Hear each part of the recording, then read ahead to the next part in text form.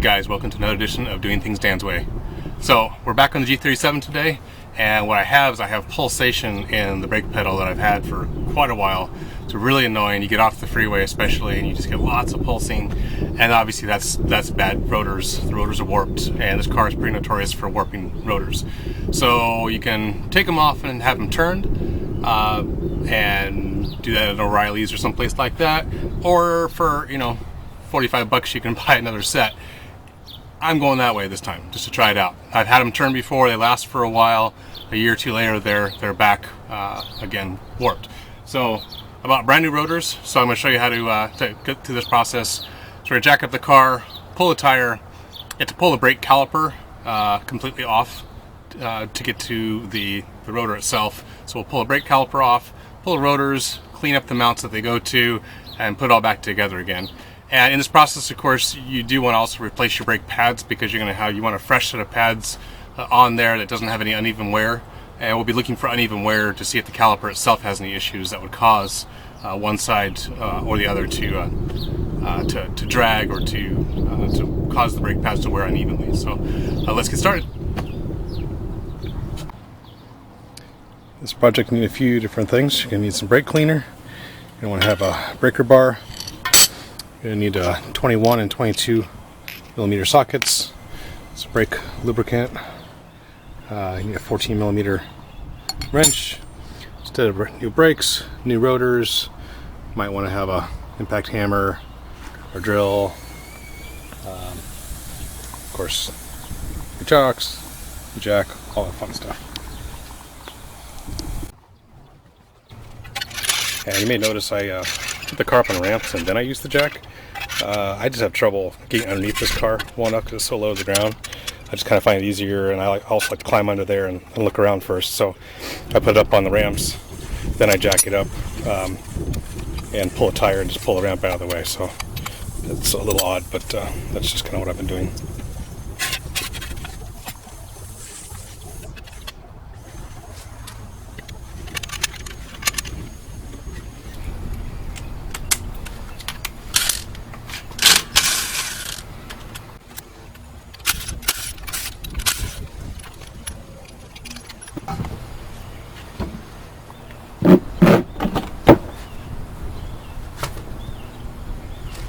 I tried to show this bolt and this bolt way back here, which is kind of impossible any other way. So remove the tins.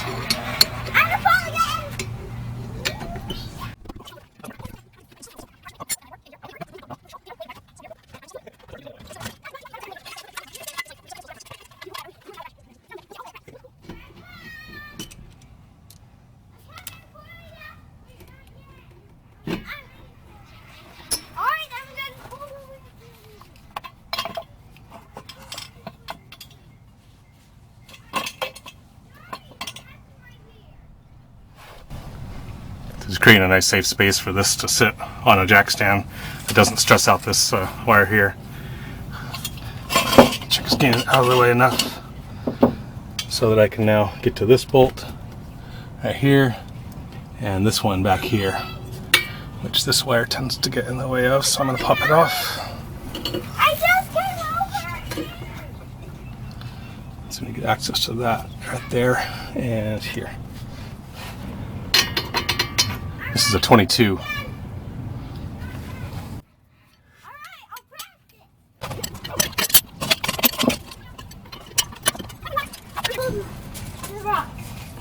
this time I'm going to be twice as fast. Ready? Here I come, Alex. And then just move it. Come in! Yeah! That one. Yeah, this one. I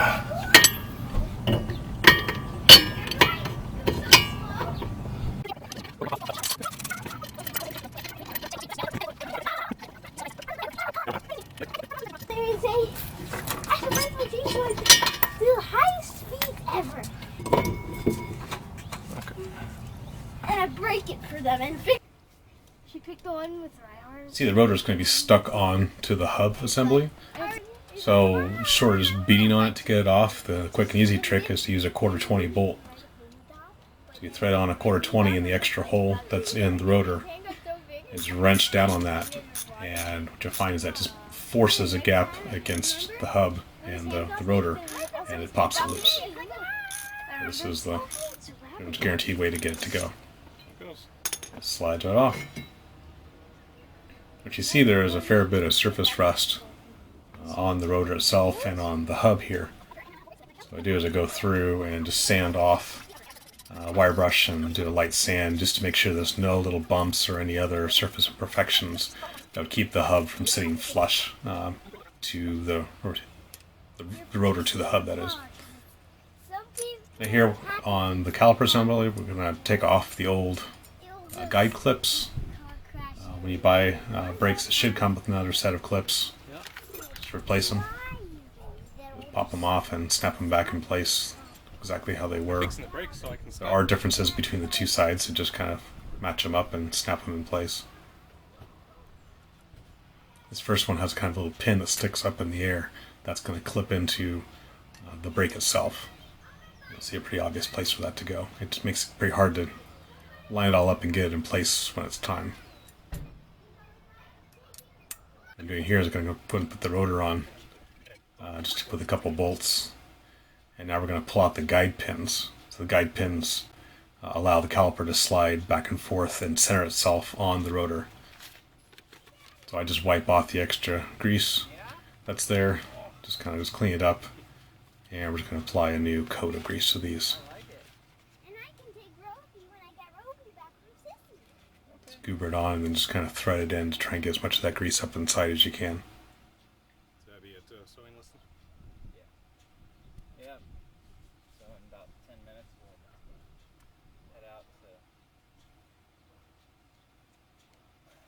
You should be able to push it in place. I'll just speed to the second side here. It's identical. I did notice a difference in my pins. One was kind of ribbed on the sliding part, and the other one was more of a smooth shaft. So I don't really have an explanation as to why they were slightly different for themselves. So next thing we want to do here is we want to go ahead and grease these points. These 4 points on here are sliding points. Back to the wheel well cam. Time to reassemble all this.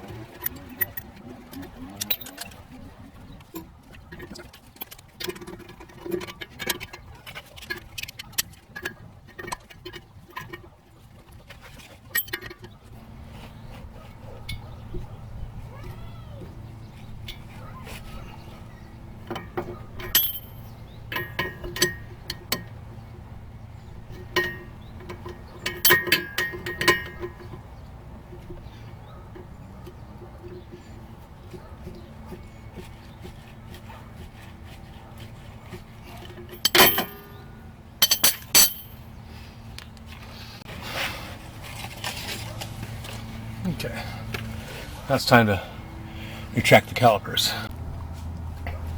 Okay, next step is to get these calipers to go back into the cylinders here, because when we put new pads on, that extra width is going to need to be available. So we need to push these down in. So clean these up a bit so we're not pushing the dirt down inside the past the boots. They're down there.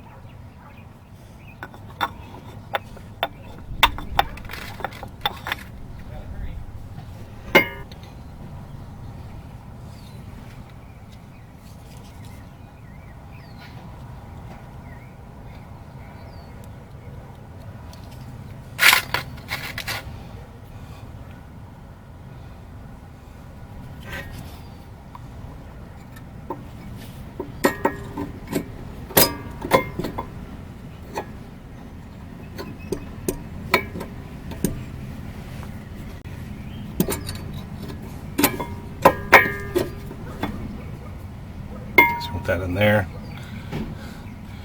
Catch these clips here and there, and that pin needs to be inside. This just helps to help pull the brake pad back away from the rotor a bit. And I'll do the other side.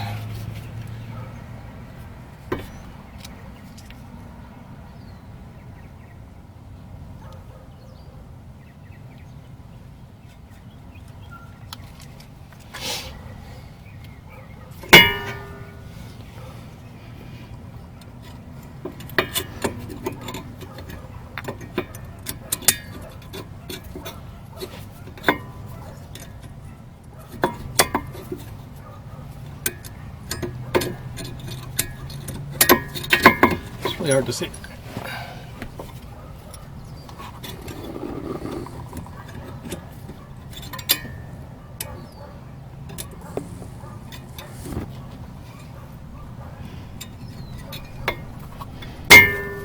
Go. Now, are we? Okay, so what I'm finding now is I didn't retract the calipers quite enough.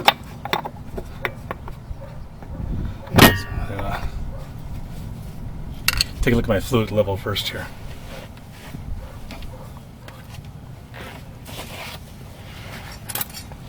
So I did, I checked to make sure the fluid level wasn't going to overflow the reservoir by retracting these before I hit this guy again.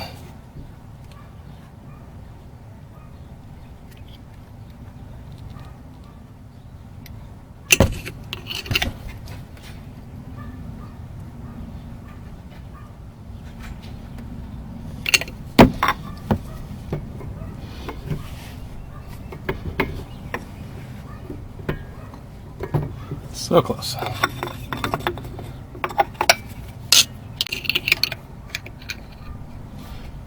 I'm putting the screwdriver right in the center of the caliper as well, so that I'm not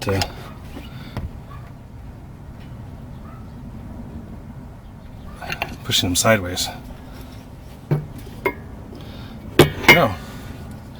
And I do want to put a little bit of this brake lubricant back here.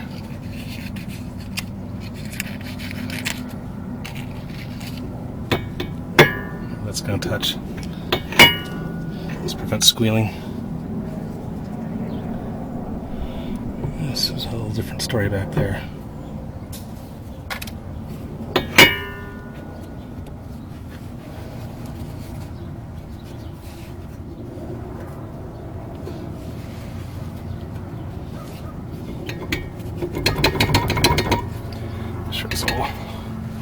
You want this all to be able to move, so just checking that.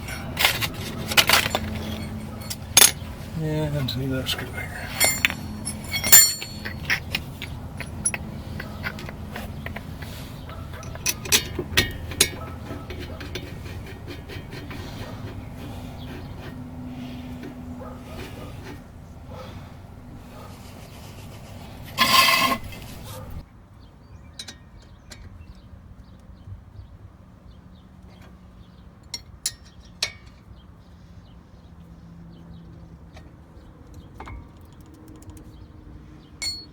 Okay, once we hit the brakes, that'll go rigid for us, and I'll go ahead and seat the rotor and put the wheel back on.